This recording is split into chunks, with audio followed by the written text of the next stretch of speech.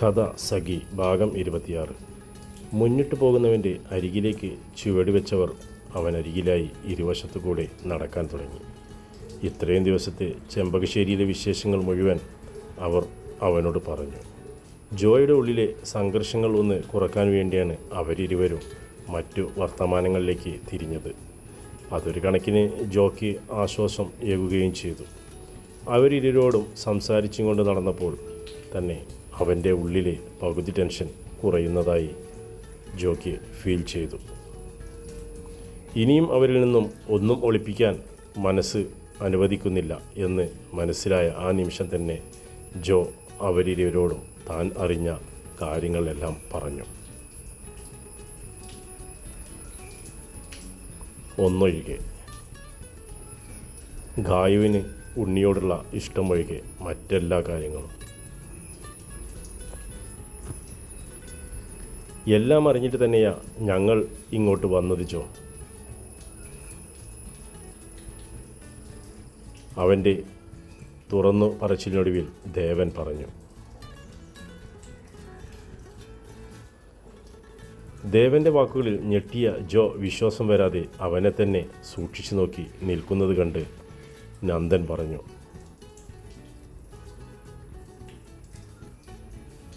മരിക്കുന്നതിന് മുന്നേ മാഷച്ചൻ പറയാൻ ബാക്കി വച്ചത് മരണശേഷം അദ്ദേഹത്തിൻ്റെ ഡയറിയിലൂടെ എല്ലാം ഞങ്ങൾ അറിഞ്ഞത് ജോ.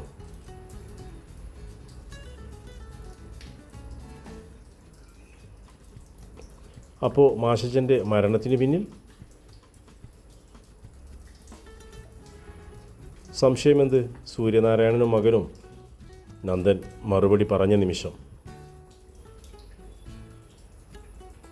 ദേവാ, ഞെട്ടലോടെ അവനെ വിളിച്ചു. ജോ, കഴിഞ്ഞത് കഴിഞ്ഞു. ഇനി അതിനെക്കുറിച്ച് ചർച്ച ചെയ്തിട്ട് കാര്യമില്ല. നികത്താനാകാത്ത നഷ്ടം സംഭവിച്ചത് നമുക്കാണ്. ഈ ഒരു നഷ്ടത്തിന് പുറകെ മറ്റൊന്നുകൂടി സംഭവിക്കാതിരിക്കാൻ നോക്കണ്ടേ? ചുമതല കൂടി ഇന്ന് നമ്മൾ മൂവർക്കുമുണ്ട്. അതിനെക്കുറിച്ച് ചിന്തിക്കുക, ആലോചിച്ച് ഒരു തീരുമാനത്തിൽ എത്തുക. അതാണ് ഇപ്പോൾ എത്രയും പെട്ടെന്ന് നമ്മൾ ചെയ്യേണ്ടത്.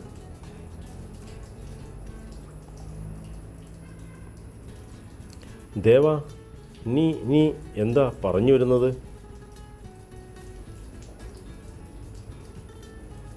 അവന് മുന്നിലേക്ക് ചെന്ന് നിന്നുകൊണ്ട് ജോ ചോദിച്ചു. ഗായുവിനെ തിരികെ കൊണ്ടുപോകണം. ഇവിടെ നിന്നും എത്രയും പെട്ടെന്ന് എന്തു തന്നെ സംഭവിച്ചാലും തിരിച്ചു പോകുമ്പോൾ നമ്മൾക്കൊപ്പം ഗായുവും കൂടെ കാണണം. ഉറച്ച തീരുമാനത്തോടെ പറയുന്നവനെ കണ്ട് ജോയിലും ഇവിടെ ഉള്ളിൽ ഭയം നിയലിച്ചു. ദേവൻ്റെ വാക്കുകൾ കേട്ടതും അവൻ്റെ ഓർമ്മകളിലേക്ക് കഴിഞ്ഞ ദിവസങ്ങൾ നടന്ന സംഭവങ്ങൾ, ഗായുവിൻ്റെ വാക്കുകൾ അങ്ങനെയെല്ലാം ഓടിയെത്തി.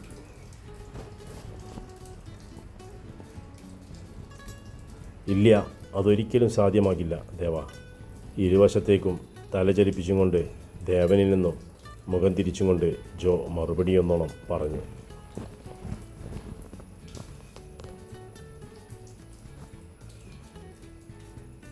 ജോ, തന്നിൽ നിന്നും മുഖം തിരിഞ്ഞു നിൽക്കുന്നവനെ നോക്കിക്കൊണ്ട് ദേഷ്യത്തോടെ ദേവൻ വിളിച്ചു.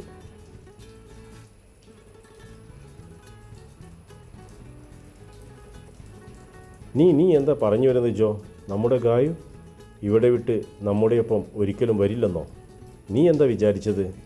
ഇതെല്ലാം കണ്ടപ്പോൾ അവൾ നമ്മെ മറന്നുപോയെന്നോ? അവൾ ഒരിക്കലും ഇവിടം വിട്ട് നമുക്കൊപ്പം വരില്ല എന്നോ? ചുമ്മാ തമാശ പറയല്ലേ ജോ. ഗായു നമുക്കൊപ്പം വരില്ല എന്നതൊഴിച്ചു ബാക്കി എന്തു വേണേലും പറഞ്ഞോ, അതെല്ലാം വിശ്വസിക്കാം. പക്ഷേ ഇത് നീ ഇപ്പോൾ പറഞ്ഞത് മാത്രം വിശ്വസിക്കാൻ മാത്രം അത്ര മണ്ടന്മാരല്ല ഞങ്ങൾ. അവനരികിലേക്ക് വന്നു നിന്നുകൊണ്ട് നന്ദൻ ചോദിച്ചു. നന്ദൻ്റെ ഓരോ ചോദ്യങ്ങൾക്കുള്ള കൃത്യമായ മറുപടി ജോയുടെ പക്കൽ ഉണ്ടെങ്കിലും പോലും ഒന്നും തുറന്നു പറയാനാകാതെ അവൻ നിന്ന നിൽപ്പിൽ നിന്നൊരുങ്ങി. തന്നിലേക്ക് കൈവന്നു ചേർന്ന സൗഭാഗ്യത്തെ കണ്ട് മോഹിച്ചിട്ടല്ല അവൾ ഇവിടം വിട്ടു വരാൻ ഒരുങ്ങാത്തത്. മറിച്ച് ഉണ്ണിയോടുള്ള അവൾക്കുള്ള ഇഷ്ടം, അതാണ് അവളെ ഇവിടെ പിടിച്ചു നിർത്തുന്നത്. ഈ ഒരൊറ്റ കാരണത്തിൻ്റെ പുറത്ത് അവൾക്കിവിടം വിട്ടുവരാനാകില്ല എന്ന് ദേവൻ്റെ മുഖത്ത് നോക്കി പറയാനുള്ള ധൈര്യം തനിക്കില്ലാത്ത ബോധവും ജോയുടെ മനസ്സിനെ അസ്വസ്ഥമാക്കി.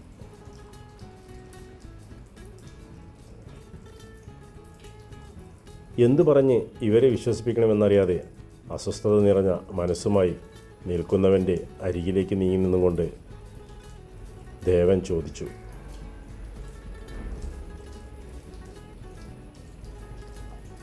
നന്ദൻ പറഞ്ഞതുപോലെ നീ വേറെ എന്തു പറഞ്ഞാലും ഞാൻ വിശ്വസിക്കും. പക്ഷേ ഗായുവിൻ്റെ തീരുമാനം വിശ്വസിക്കില്ല ജോ. ഈ മനസ്സ് അറിയാത്തവനല്ല ഞാൻ. പൂർണ്ണമായും ഞങ്ങൾക്ക് മുന്നിൽ നിൻ്റെ മനസ്സ് തുറക്കാൻ നീ തയ്യാറായിട്ടില്ല ജോ.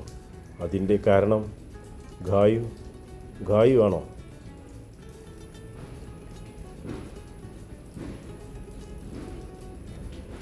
സംശയത്തോടെ അവനെ ചോദ്യം ചോദിച്ചെങ്കിലും ഉള്ളിൽ നുരഞ്ഞു പൊന്തുന്ന ദേഷ്യം മുഖത്ത് പ്രകടമായിരുന്നു.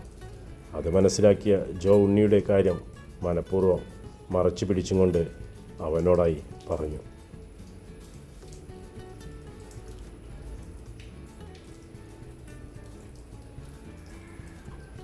നിനക്ക് വേണ്ടി, നച്ചുവിന് വേണ്ടി, നച്ചുവിൻ്റെ ജീവിതത്തിന് വേണ്ടി, നിങ്ങളുടെ ജീവിതത്തിന് വേണ്ടി. ഇല്ല ജോ, ഞാൻ വിശ്വസിക്കില്ല. ജോ പറഞ്ഞ് തീരുന്നതിന് മുന്നേ ദേവൻ ഇടയിൽ കയറി പറഞ്ഞു,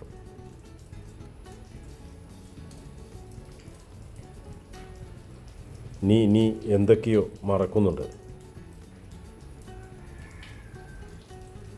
സത്യം വിശ്വസിച്ചേ പറ്റൂ. തന്നിലെ ഒരു ചെറുമാറ്റം പോലും കൃത്യമായി മനസ്സിലാക്കുന്നവനും മുഖം നൽകാതെ അവൻ പിന്തിരിഞ്ഞു നിന്നും കൊണ്ട് കള്ളം പറഞ്ഞു.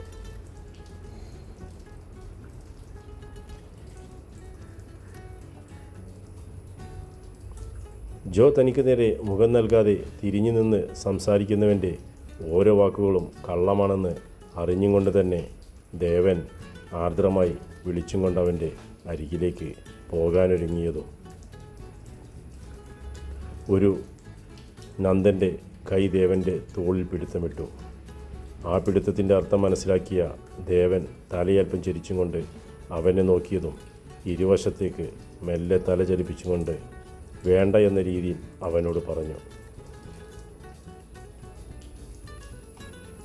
ദേവൻ്റെ ശാന്തമായ വിളിയിൽ ഒന്ന് പിന്തിരിഞ്ഞു നോക്കാൻ പോലും കെൽപ്പില്ലാതെ നിന്നിരുകയായിരുന്നു ജോ അന്നേരം. താൻ കള്ളം പറഞ്ഞത് പിടിക്കപ്പെട്ടാലുള്ള അവസ്ഥ, അതിനേക്കാൾ ഉപരി സത്യാവസ്ഥകൾ അറിഞ്ഞാലുള്ള ഭവിഷ്യത്തും എല്ലാം ആലോചിച്ച് ജോയുടെ മനസ്സ് ഉരുകുകയായിരുന്നു.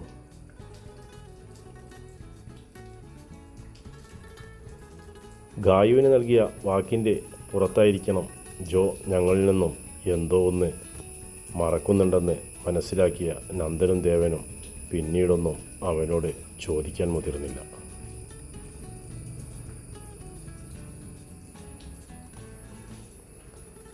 തനിക്കുള്ളിൽ വലിഞ്ഞു മുറുകിയിരുന്ന ഒരു ഭാരം പകുതിയെങ്കിലും അയഞ്ഞ ആശ്വാസത്തിൽ നിന്നിരുന്ന ജോയുടെ ഉള്ളം വീണ്ടും ചൂടിനാൽ വെന്തുരുകാൻ തുടങ്ങി. അവൾക്ക് വേണ്ടി, അവളുടെ വാശിക്ക് വേണ്ടി അവന് അവരുടെ മുന്നിൽ ആദ്യമായി കള്ളം പറയേണ്ടി വന്നു. മറ്റൊരു വഴിയും ഇല്ലാത്തതുകൊണ്ട് അവൻ അവർക്ക് മുന്നിൽ കള്ളം പറഞ്ഞു. ഒരു തെറ്റുകാരനായി.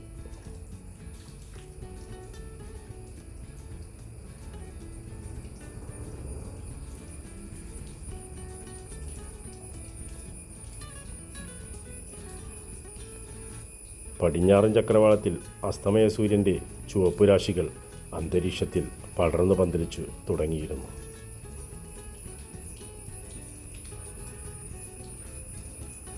ഉച്ചയൂണും കഴിഞ്ഞ് ഒന്ന് ചുറ്റിക്കറങ്ങി വരാമെന്ന് പറഞ്ഞ പോയ മൂവരെയും സന്ധ്യാസമയമായിട്ടും തിരികെ കാണാഞ്ഞതുകൊണ്ട് പടിപ്പുരവാതിക്കൽ വന്നു എത്തി നോക്കുകയാണ് ഗായു. ഒരേ സമയം സന്തോഷവും ടെൻഷനും കൊണ്ട് അവളുടെ ഉള്ളം വല്ലാതെ പിടക്കുന്നുമുണ്ട്. ഒരു മുന്നറിയിപ്പും കൂടാതെയുള്ള ദേവൻ്റെയും നന്ദൻ്റെയും വരവ്, അത് അവളുടെ ഉള്ളിൽ ചെറുതൊന്നുമല്ല ഭീതി നിറക്കുന്നത്. ദേവനൊന്ന് തറപ്പിച്ചു നോക്കിയാൽ അവിടം കൊണ്ട് എല്ലാം അവസാനിക്കും ജോ. അവൻ്റെ ഉള്ളിൽ ഒന്നും ഇരിക്കില്ല. ദേവൻ്റെ ഒരു നോട്ടം മതി അവൻ എല്ലാം പറയാൻ. അത് മതി പിന്നെ ദേവരൂപം വെടിഞ്ഞ് അസുരരൂപമെടുക്കാൻ.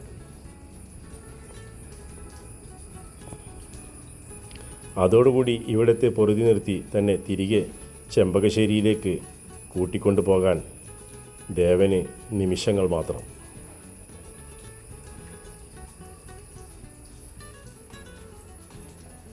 ഓരോന്നാലോചിച്ചിരുന്നിട്ടും നിന്നിട്ടും ഇരിക്കപ്പൊറുതിയില്ലാതെ ഗായു പടിപ്പുരവാതിൽ അങ്ങോട്ടും ഇങ്ങോട്ടും നടക്കുകയാണ്. അതിനിടയിൽ പലതവണ അവളുടെ മിഴികൾ പടിപ്പുരവാതിനപ്പുറമുള്ള വഴിയിലേക്ക് നീണ്ടെങ്കിലും നിരാശയായിരുന്നു ഫലം.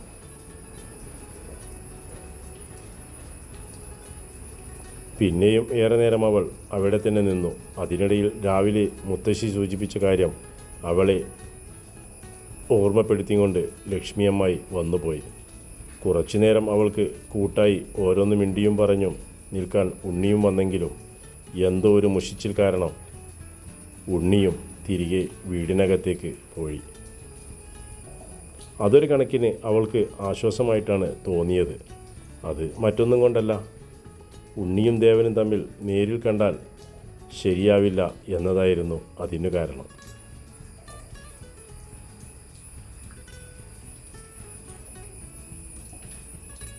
അല്പനിമിഷം കൂടി അവളവിടെ നിന്നിട്ട് തിരിഞ്ഞു പോകാൻ നേരം പെട്ടെന്ന കാഴ്ച അവളുടെ കണ്ണിലുടക്കിയത്.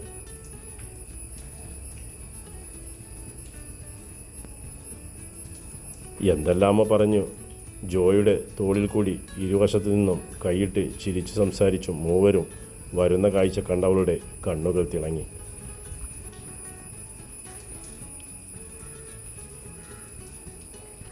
ഒരു നിമിഷം അവളുടെ ചിന്തകൾ പഴയകാല ഓർമ്മകളിലേക്ക് പിന്തിരിഞ്ഞു നടന്നു.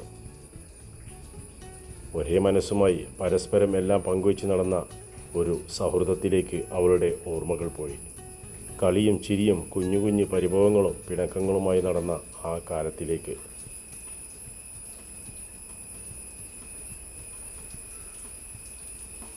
നിറഞ്ഞ പുഞ്ചിരിയോടെ തനിക്കരികിലേക്ക് നടന്നു വരുന്നവരെ കൺചിമ്മാതെ നോക്കി നിന്നവൾ. മാസങ്ങൾക്ക് ശേഷമാണ് ഇങ്ങനെയൊരു കാഴ്ച. ആ കാഴ്ച അത് തെല്ലൊന്നുമല്ല അവളുടെ മനസ്സിന് സന്തോഷമുളവാക്കിയത്.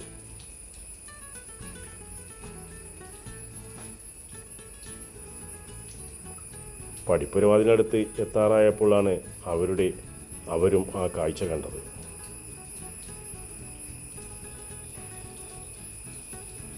പെട്ടെന്ന് കാലുകൾക്ക് ചലനം നഷ്ടപ്പെട്ടതുപോലെ അവർ മുന്നിലെ കാഴ്ചയിൽ മൂവരും നിശ്ചലരായി.